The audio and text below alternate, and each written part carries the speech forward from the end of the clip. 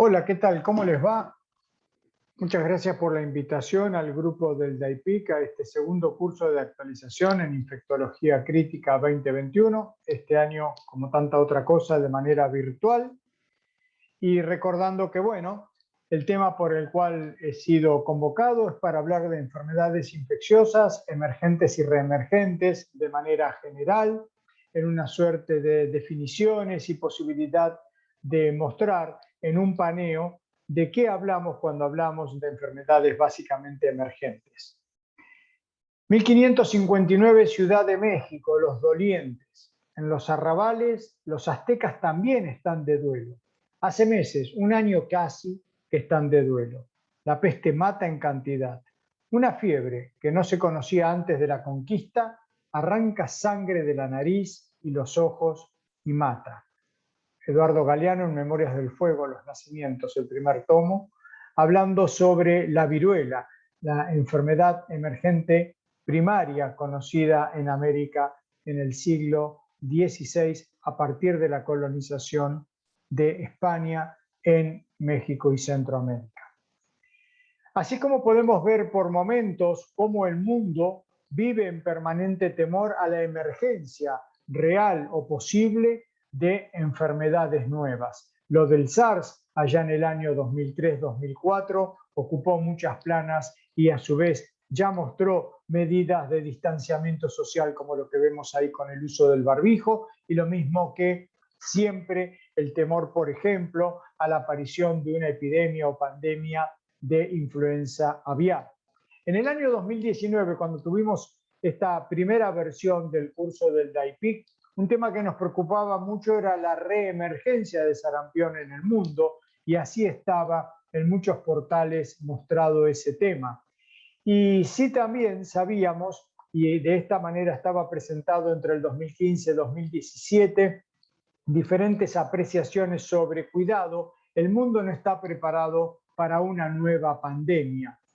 Y llegó, y la verdad que llegó con mucha fuerza y todos estamos viviendo en este momento la pandemia por el virus SARS-CoV-2 que produce la enfermedad denominada COVID-19, que comenzó con fuerza en el 2020 y que se extiende durante este año 2021 y no sabremos por cuánto tiempo más, producto de este coronavirus emergente.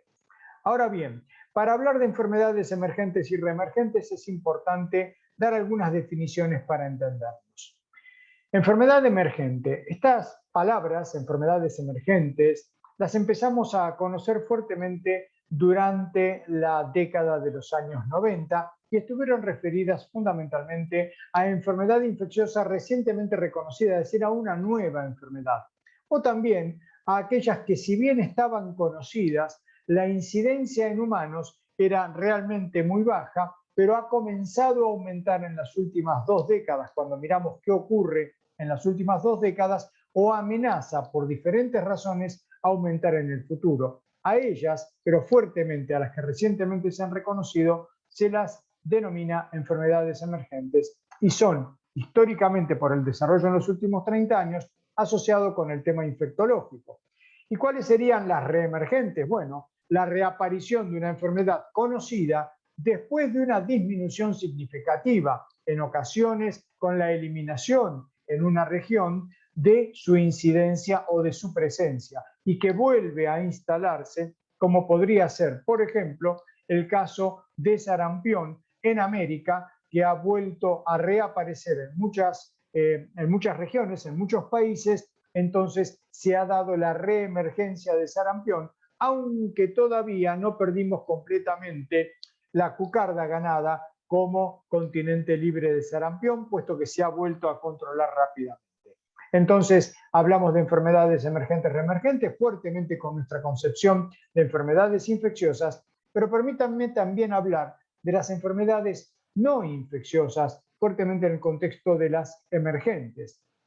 Entonces, las infecciosas, obviamente producidas por microorganismos, y las no infecciosas son las otras. ¿Cuáles pueden ser, por ejemplo, la adicción a drogas y su expansión, trastornos alimentarios, el sedentarismo, las enfermedades psiquiátricas, las afecciones cardiovasculares y muchas otras patologías crónicas, la accidentología vial, principalmente el tema de las motos, la patología tumoral y, por ejemplo, la última que había rescatado hace solo 2 años y no reconozco otra en estos 2 años que no sea infecciosa, el vaporing que tiene que ver con la patología pulmonar, con el daño pulmonar producido por el consumo de cigarrillos electrónicos y el vapor que eso genera, que termina produciendo daño y por eso se la considera una nueva enfermedad emergente no infecciosa. Y dentro entonces de las enfermedades infecciosas, fuertemente tenemos que pensar en bacterias, virus, parásitos, hongos y priones. ¿Se acuerdan de la enfermedad de la vaca loca, por supuesto? En 1963, acá un par de mojones, 63-68, un médico antropólogo, Aidan Cockburn, en Estados Unidos, en un libro, hablaba sobre que es razonable anticipar que todas las mayores infecciones habrán desaparecido en un momento dado en función de los avances que había para inicios de la década de los 60. Avanzada esta, en otro momento, 1968, el viceministro de Salud de los Estados Unidos decía que podría ser posible que intervenciones como los antimicrobianos, y que en esa época tenían una eclosión importante, ya se estaba controlando fuertemente lo que era tuberculosis, del mismo modo que otra enfermedad tan aterradora como era la lepra tenía tratamiento, y las vacunas, evidentemente, la posibilidad del uso de vacunas y cómo se controlaban enfermedades, por ejemplo, poliomielitis. Entonces, se pensaba que esto podría cerrar el libro de las enfermedades infecciosas y de esa manera llevar los recursos de salud pública hacia las enfermedades crónicas. Lejos estábamos, evidentemente, de todo lo que iba a venir. Fíjense la cantidad de enfermedades emergentes o reemergentes entre el año 75 y 2000 y cuántas más siguieron apareciendo entre el 2000 y el 2017, hasta con enfermedades emergentemente deliberadas, como ocurrió, recordarán ustedes, después de las Torres Gemelas, 2001, el tema del anthrax vía cartas en la situación de bioterrorismo que se produjo en aquel momento. Es decir, la capacidad de la utilización de patógenos para generar guerras biológicas, para generar muerte, para generar atentados. Y hay otras que han aparecido en los últimos 10 años también, el virus Usutu en Europa, Candida auris, que se inicia en Japón y Corea y después se expande, Orienta chiloensis hace 5 años en Chile, es el primo hermano de Orienta Susugamushi, productora de una enfermedad transmitida por pequeños insectos parientes de las garrapatas, la fiebre mayaro en Sudamérica, pero que después ya hubo caso autóctono en Haití, el virus asociado con la viruela de los monos, el monkeypox en África, que periódicamente está haciendo una expansión y aparición de brotes, la fiebre europouche en varios lugares de Sudamérica, y se calcula que por lo menos hay 150 arbovirus con capacidad de infectar a humanos en el continente americano, básicamente en el trópico y subtrópico. Algo importante de estas enfermedades emergentes y reemergentes es que como mínimo el 75%, 3 de cada 4, tienen origen zoonótico. Esto es, desde los animales posteriormente puentean y comienzan a dañar a los seres humanos. Entonces, la interacción que hay entre seres humanos, animales e insectos vectores son fuertemente estas interacciones generadoras de enfermedades emergentes. Entonces, si miramos este trabajo, donde hay una ilustración en 5 etapas a través de las cuales los patógenos de los animales, ¿sí?, evolucionan para causar enfermedades limitadas a los humanos. Inicialmente hay un estadio en el cual todo esto circula solo entre animales, no está el ser humano presente. Ya después tenemos cuando a partir de animales se puede transmitir a humanos, pero no de humanos a otros humanos. El ejemplo podría ser el de rabia. Después ya tenemos un avance en el cual, si bien habitualmente hay una relación fuerte entre animales y seres humanos, potencialmente puede haber transmisión de humano a humano, como ocurrió con el coronavirus relacionado con dromedarios y camellos en Medio Oriente, la denominada enfermedad MERS, ¿sí?, producida por un primo hermano del SARS-CoV-1 y del SARS-CoV-2, ¿sí?, pero que básicamente se sigue manteniendo en animales. ya tenemos la posibilidad de correr a los animales y que haya una transmisión, si bien no tan eficaz y que se mantiene en ciclos mucho más acotados, pero lo fue con mucho susto lo que pasó, por ejemplo, con virus ébola, conocido desde la década de los 70, pero recordemos la epidemia regional en el occidente africano del año 14, donde ahí ya hubo mucha interacción persona a persona, recordando una epidemia que dejó algo así como 30.000 casos y alrededor de 10 a 12.000 fallecidos. Esa fue la tasa de letalidad final. Y después ya tenemos donde, si bien viene esto de animales, ya no los necesito y hay una perfecta transmisión persona a persona. El ejemplo más claro, HIV, por supuesto, virus descubierto en el año 1984, y tenemos ahora lo que estamos viviendo con el SARS-CoV-2, COVID-19, donde ya no necesitamos el contacto primigenio, por ejemplo, con los murciélagos, donde se ha estipulado provienen estos coronavirus, ya no los necesitamos, ¿sí?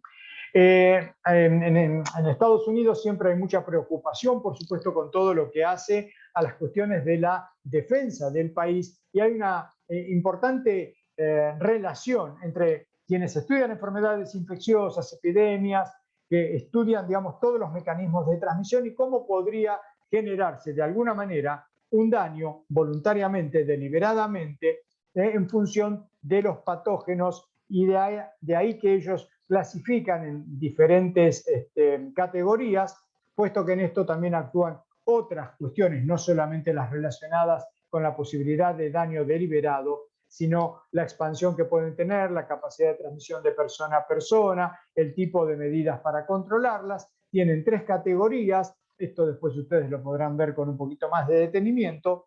Tenemos patógenos de la categoría A, por ejemplo, tenemos el Bacillus anthracis, ¿no? Por el antrax y las esporas, la toxina botulínica, que sabemos que con 1 gramo que echáramos en el Río de la Plata podríamos generar enfermedad y muerte en millones de personas.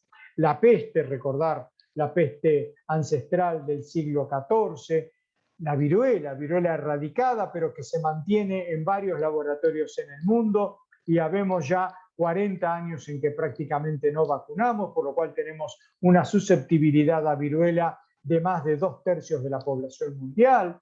Tularemia, que también se puede utilizar desde el punto de vista de la guerra biológica, enfermedades virales también. Después hay una categoría B con una serie de patógenos no tan peligrosos desde el punto de vista de la bioseguridad, pero que pueden generar realmente epidemias y pueden generar mucha morbimortalidad. Y después los que se consideran tienen alguna suerte de mayor contralor posible. Y fíjense que el último sí nos mostraba en este momento este trabajo, que era el asociado con SARS-CoV-1 del año 2003-2004. Ahí mismo podríamos poner en este momento, por lo menos, a COVID-19. Sin embargo, no es exactamente igual que el SARS-CoV-1. Recordemos que el 1 se extinguió en el año 2004, nunca más fue aislado de la faz de la Tierra, pero tiene una homología tan poderosa que permitió al virus productor,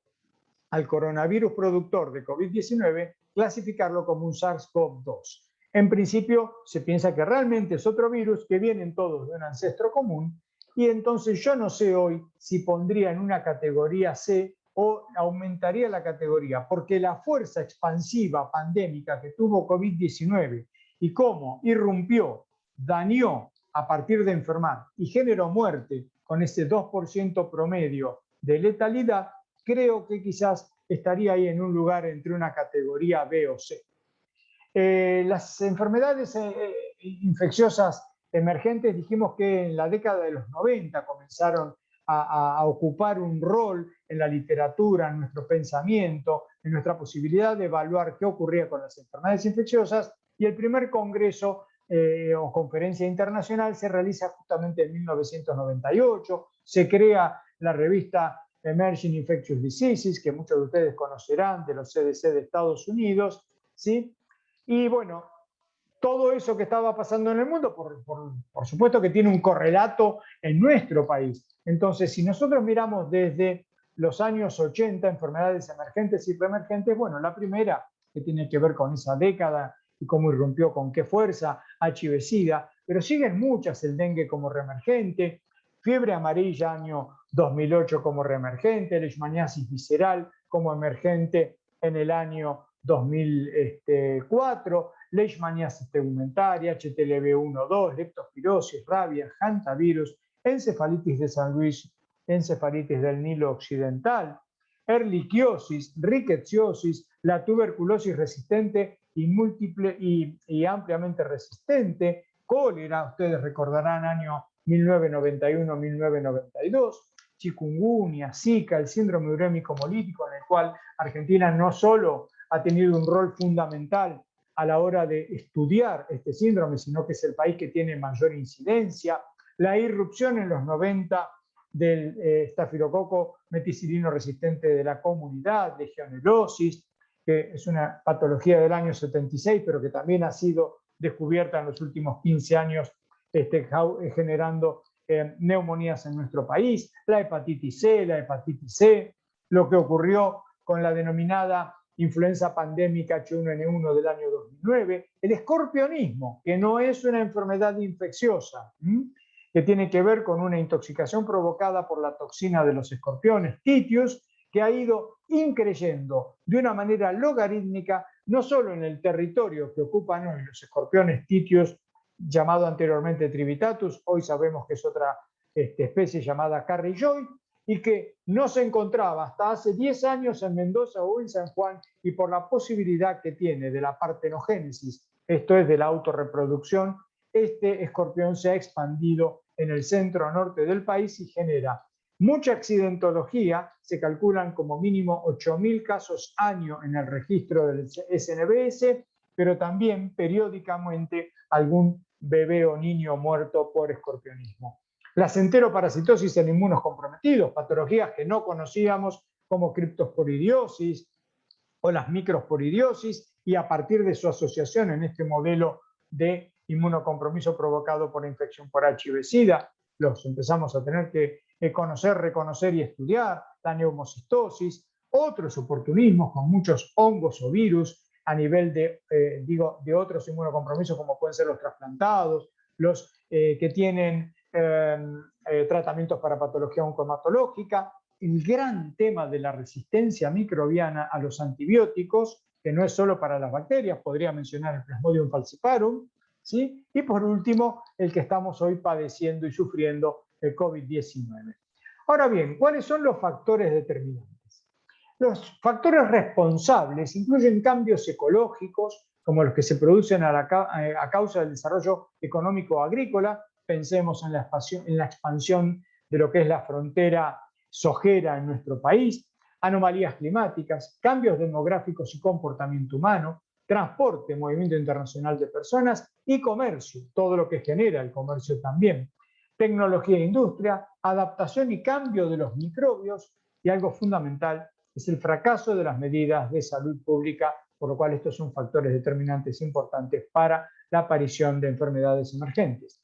El crecimiento de la población, cambios demográficos con exceso de habitantes es un condicionante. Y acá tenemos dos modelos. Los modelos en los cuales lo que aumenta es la población vulnerable de adultos mayores, modelo europeo, por ejemplo, o donde hay mucha población de niños susceptibles, como puede ser el clásico modelo de países en vías de desarrollo, podría decir muchas regiones de Sudamérica, podría mencionar fuertemente el África subsahariana, pero también lugares del subcontinente indio del sudeste asiático, ¿sí? Toda esta demografía con extremos y vulnerabilidad de esos grupos poblacionales.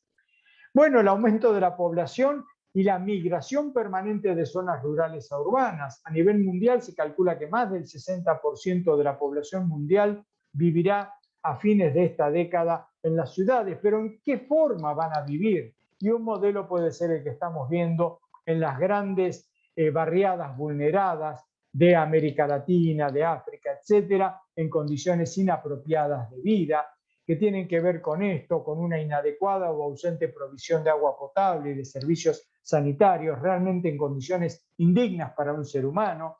En Argentina tenemos estos dos modelos, ¿no? Una ciudad rica, expansiva, ¿sí? Con edificios modernos, con una autopista, y del otro lado, como en espejo, la pobreza de un barrio vulnerado como es la Villa 31 en la zona de Retiro, ¿verdad? Estos contrastes son generadores de enfermedades, y recuerdo acá que no hablamos solamente de enfermedades infecciosas, sino también de no infecciosas. ¿Y qué ha pasado en el mundo? Bueno, entre esas cosas, la inequidad absoluta que hay, las desigualdades sociales. Fíjense ustedes que la diferencia entre, digamos, del PBI que había en la década del 60-62, el PBI de los 20 países más pobres era de $212 per cápita contra 11.000 de los más ricos. ¿Qué ha pasado 40 años después? Prácticamente no se ha movido el PBI de los 20 países más pobres, pero se ha triplicado el PBI, aumentando esa brecha de desigualdad social. Esto genera enfermedades. Por supuesto, las catástrofes naturales, que por ejemplo en el modelo de América Latina y Caribe, fíjense cómo han ido aumentando en los últimos 47, prácticamente medio siglo. ¿De qué manera han ido aumentando? ¿Sí? Claramente, y de ellos lo que predominan son las inundaciones, donde hay causas naturales, por supuesto, fenómeno del Niño, por ejemplo, pero hay fuertemente también antropogénicas, en ocasiones simplemente como resultado del crecimiento. Por ejemplo, cuando nosotros hacemos bloqueos en determinadas regiones por la construcción de una manera no pensada, ¿sí?, en cómo va a drenar la tierra, y colocamos una autopista, colocamos una ruta, colocamos un vallado al drenaje habitual o natural del agua ante una situación donde haya una fuerte impronta, por ejemplo, de pluvial, y después no haya la posibilidad de un desagüe adecuado. Bueno, esto es lo que ocurre en el mundo, esta modificación del medio ambiente. Entonces hay cambios climáticos, cambios ecológicos, la expansión de todo lo que hace a lo agropecuario, sea la quema para la colocación de ganado, para la plantación de soja u otros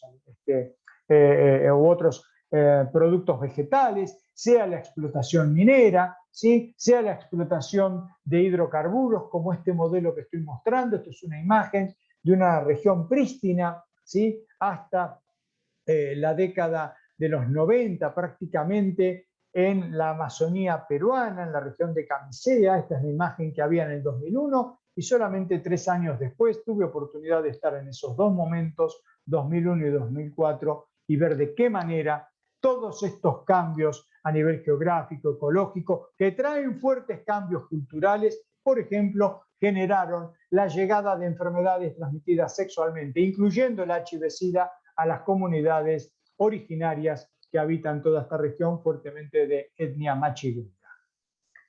Bueno, el cambio climático global que todos conocemos. Fíjense acá el glaciar Uppsala en el año 28 y las fotos de ese mismo glaciar desapareciendo en el año 2004. Todos sabemos que el casquete polar ártico prácticamente está desapareciendo, las grandes quemadas amazónicas, ¿sí?, todo este aumento global que genera, por un lado, la aparición de más áreas desérticas y por otro, tormentas, inundaciones, el aumento de la temperatura, el aumento por el deshielo del nivel de los océanos, y en definitiva favorecen fuertemente la expansión de insectos, ¿sí?, vectores básicamente, y enfermedades. Y cuando hablamos de vectores, a la cabeza los mosquitos, recordando que es el animal más mortífero para los humanos.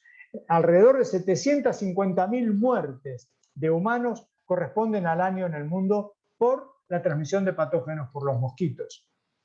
También recuerdo que el segundo asesino de humanos es el propio humano, con alrededor de 450.000 muertes, descontando todo lo que hace a la cantidad de muertes que se generan en diferentes momentos por guerras en el mundo. Solamente como homicidios, esto es, ser humano responsable de la muerte de otros humanos, en segundo lugar después de los mosquitos. Pero también no quiero olvidar, tenemos garrapatas, flebótomos, transmisores de leishmaniasis, por ejemplo, genes transmisores de oncocerciasis en el África, vinchucas, piojos, pulgas y otros vectores. Y bueno, ¿y qué pasa con el movimiento humano? Hoy día, en modelos como el Airbus A380, que puede llegar en su versión común hasta 800 personas, en menos de 24 horas dar la vuelta al mundo. Y esto lo que genera es la vectorización potencial de patógenos de una región al lado opuesto del globo terráqueo. Y esto que nosotros usamos mucho en medicina del viajero, ver cómo ha ido aumentando desde que la aviación aerocomercial tiene una impronta en la actividad humana y el desplazamiento humano, desde la posguerra de la Segunda Guerra Mundial. Vemos, por ejemplo, ya en el año 2017 se logró llegar a 1.300 millones de personas pasando fronteras internacionales, y en esto no contamos a los refugiados o desplazados que súbitamente en ocasiones en cualquier frontera del mundo generan esa gran migración de refugiados, ¿sí?, que no son contables, realmente es imposible de contar. Cuando hablamos de 1.300 millones de personas, son aquellos que pasaron por aduanas legalmente y dejan la impronta de su paso entre un país y otro. No hay ningún lugar en el mundo que sea remoto y ninguna persona de la cual estemos desconectados, y esta gran imagen del sistema de transporte global nos muestra entonces fuertemente, por supuesto, mucho más entre norte-norte que entre norte y sur, y mucho menos, por supuesto, sur-sur. Y algo que ha ocurrido es que donde va cambiando a favor esa llegada de personas cada vez en mayor número es en áreas tropicales, por lo tanto mayor exposición a lugares con mayor cantidad de vectores y mayor cantidad de patógenos. Para dar algunos ejemplos, en, digamos, este movimiento humano con todo el otro marco que mencionamos de otros determinantes y cómo pueden impactar estos viajeros por la razón que sea, turística o no, versus enfermedades, epidemias, a modo de ejemplo podríamos mencionar lo de la fiebre ébola del año 2014 y cómo de repente hubo un gran susto que generó recién, 8 meses después de haber comenzado el tema aquí en la región de Guinea, Sierra Leona y Liberia, 8 meses después, cuando súbitamente se localiza a un viajero que había escapado, entre comillas, y llegado a Nigeria, pero que no generó, fue rápidamente bloqueado, generó solo un pequeño brote y se pudo contener en Nigeria, país que tiene 140 millones de habitantes, con unas desigualdades terribles. Podría haber sido ahí también una catástrofe en la expansión de ébola. O cuando se detectó en el estado de Texas una persona que había viajado y comenzó con el cuadro clínico estando en Texas. Y en la primera y segunda consulta no fue pensado que podía tratarse de ébola. Y después generó, por supuesto, cuando se lo pensó, una gran empalizada que evitó la dispersión. Bueno, lo que mencioné, 2003, 2004, las imágenes del equipo de protección personal, cómo empezamos a aprender, después lo habíamos visto más adelante con ébola, que en realidad fue anterior, ¿sí? Cómo hubo la posibilidad de SARS-CoV-2 desde una persona infectada hacer una rápida expansión y llegar a 26 países, generando fuertemente el impacto en China, en el lugar original, y en segundo lugar en Canadá, pero después tuvo otros 24 países en los que hubo casos y generó prácticamente un 10% de letalidad y desapareció. Nadie sabrá exactamente por qué. Y por último, bueno, llegó el SARS-CoV-2 y llegó también a todo el mundo, a todos los rincones del mundo, a partir de lo que implica la dispersión con viajeros virales, es decir, viajeros que llevan virus en sangre. Acá no me hace falta vector, porque ha logrado una adaptación tan poderosa humano-humano que seguramente ha ido mejorando. Y si pensamos en la variante original de Wuhan versus la variante Delta, evidentemente ha mejorado esa capacidad de transmisión prácticamente 5 a 8 veces versus 1 que podía ser la original, ha logrado Delta. Y ahí el 23 de enero del 2020, a menos de un mes de conocer a través de lo que implican los alertas internacionales generados por el PROMET, el sistema en el cual la Sociedad Internacional de Enfermedades Infecciosas nos mantiene al día con cualquier brote o cualquier patógeno nuevo o algo que está generando enfermedad aunque no se conozca. El 31 de diciembre del 2019, mientras descorchábamos algunas botellas para festejar la llegada del año nuevo, sabíamos que había una neumonía de etiología no conocida en Wuhan, en el interior de China. La verdad que muchas veces leemos esas noticias y pasó un poco de manera intrascendente. Pero después seguimos viendo que, bueno, se descubrió que era un coronavirus, que había un aumento en los casos, que se relacionaban con un mercado de venta de animales vivos, y ahí volvemos a una sola salud como concepto, a la cuestión de las enfermedades zoonóticas, y el 23 de enero del 2020, ¿sí? Vemos que la OMS nos cuenta que comienza una, por decisión del propio gobierno chino, una cuarentena que terminó siendo la más férrea conocida en el mundo, 77 días en Wuhan, capital del estado de Hubei, 19 millones, 50 millones el estado o provincia completo de Hubei, y comenzó entonces de esta manera el conocimiento al mundo de lo que después ya vimos y hemos vivido y padecido a partir de las primeras imágenes de febrero y marzo en Francia, en Italia, en España, después en Francia, en otros países, el temor, 3 de marzo del año 2020, el ingreso en Argentina, y a partir de ahí lo que hemos vivido. Este es un ejemplo en tiempo real de los viajes, del movimiento de personas, de la salud y de una enfermedad emergente. Y llegarán más, y no lo sabemos, futurología, pero ayer nomás, 6 de octubre del 2021, el mes pasado, se descubre en Japón un nuevo virus, Yesovirus, ¿sí? Desconocido previamente, que genera una enfermedad, ¿sí? Nueva, que es transmitida por especies de garrapatas, y desde el año 2014, porque desde allá comenzó entonces algunos casos conocidos, 7 casos reportados. Y uno dice, bueno, por 7 casos reportados, bueno, por ahí acá como hay garrapatas, eso le da un regionalismo, pero nunca sabemos exactamente qué puede ocurrir si algún virus no necesita en determinado momento de un vector y se genera la transmisión persona a persona. Así que el mundo es muy pequeño, sí, es muy pequeño, y la movilidad global que tenemos permite que rápidamente se pueda expandir cualquier patógeno nuevo. Fíjense entre la década del 60 y 75 cómo eran los movimientos migratorios en el mundo, cómo aumentaron más de 4 veces en la década de los 90. Y un ejemplo asociado con las migraciones son latinoamericanos entrando portadores de Trypanosoma cruzi en Europa, en ese gran movimiento que se generó a fines de los 90, comienzos del siglo XXI, y que lleva a que el cálculo sea de alrededor de 170.000 personas viviendo infectadas por Trypanosoma cruzi en Europa. ¿Y hay alguna relación entre el movimiento y la expansión de patógenos? Con dos variantes: tiempo potencial de exposición y la distancia relacionada con el lugar de habitabilidad del ser humano.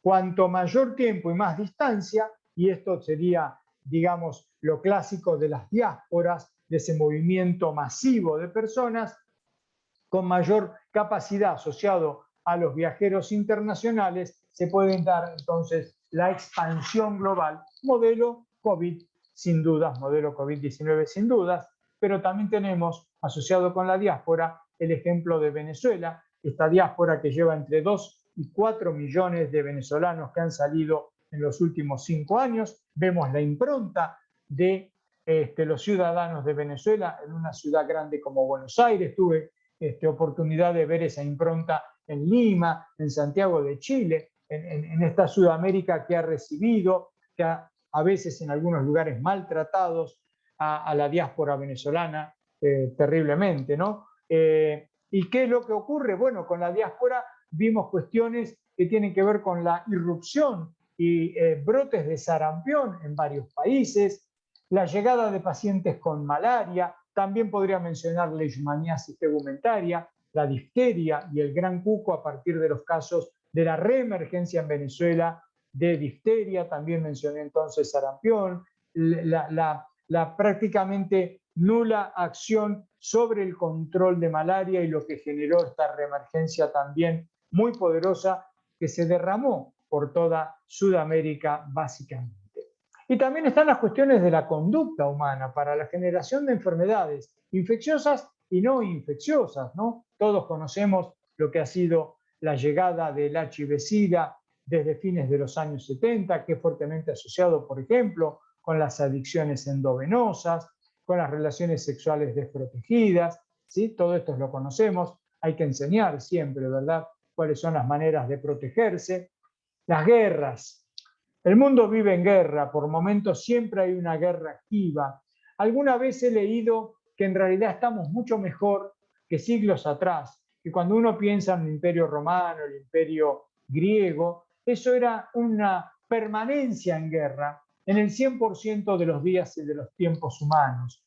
La verdad que no hace tanto sabemos lo que pasó con la Primera y la Segunda Guerras Mundiales, con la Guerra de Corea, con la Guerra de Vietnam, con todas las guerras intestinas, las guerras tribales en el África como Ruanda en el año 1994, en fin, y las guerras como determinantes fundamentales potenciales de la expansión de enfermedades infecciosas, no infecciosas y por supuesto la propia generación de morbilidad y de mortalidad causadas por las mismas.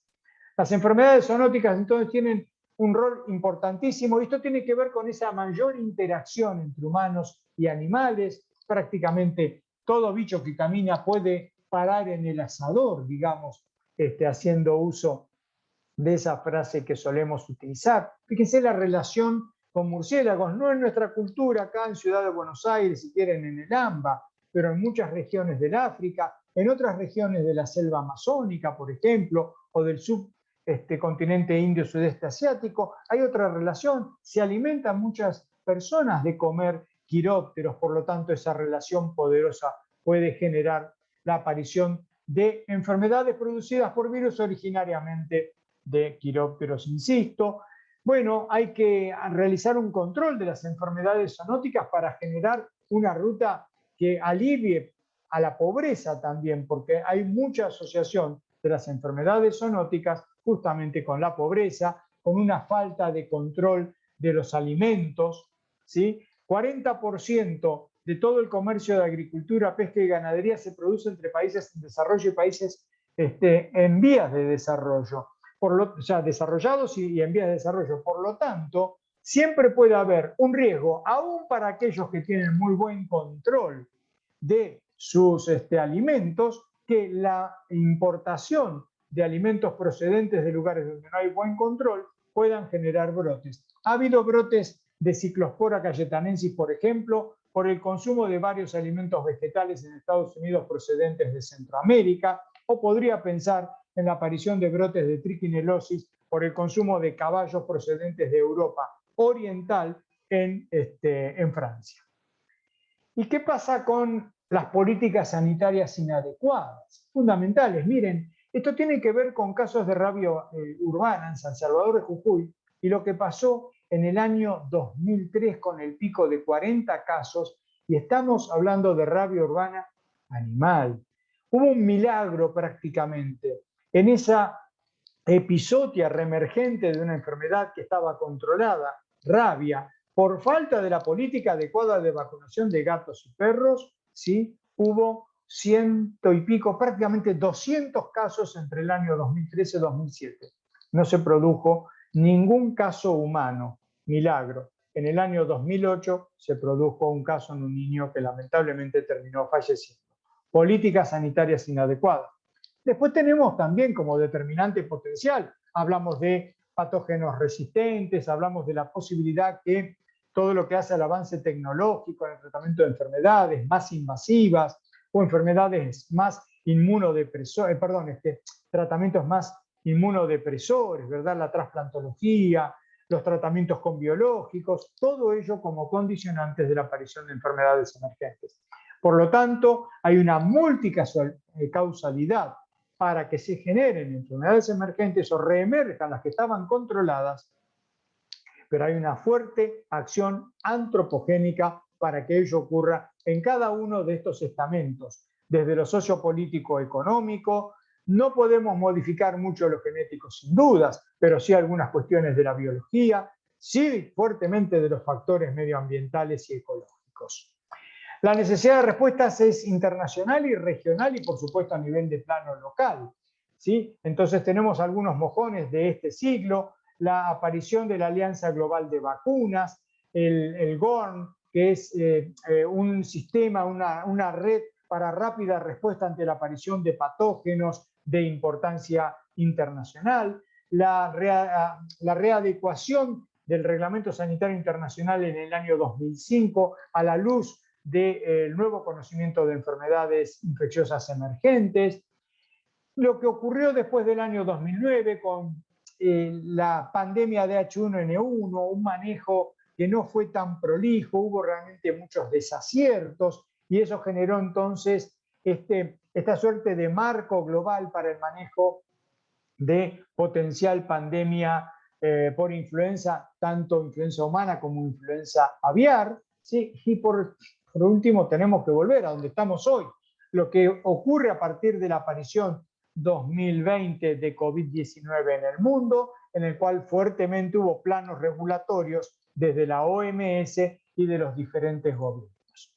Y por último, entonces, el abordaje de las enfermedades emergentes y reemergentes desde los sistemas de salud nacionales. Tiene que haber políticas de Estado con planes de salud que tengan programas, con vigilancia epidemiológica fuerte, con recursos humanos adecuados, bien pagados, bien capacitados, con infraestructura sanitaria. Fíjense lo que hubo que demorar, mejor dicho, cómo se demoró la llegada de COVID a nuestro país desde el punto de vista expansivo, epidémico, justamente por las medidas tomadas de ASPO-DISPO, ¿sí? Porque lo que había que modificar era una infraestructura sanitaria deficitaria, por ejemplo, en camas de terapia con respiradores, cómo hubo que capacitar recursos humanos y los insumos. Necesitábamos insumos, por ejemplo, para los trajes de protección personal, para poder modificar de alguna manera el sistema de salud y hacerlo poderoso para enfrentar a la epidemia, que es parte de lo que se hizo sin duda, a mi entender, fuertemente bien a nivel nacional, provincial y local.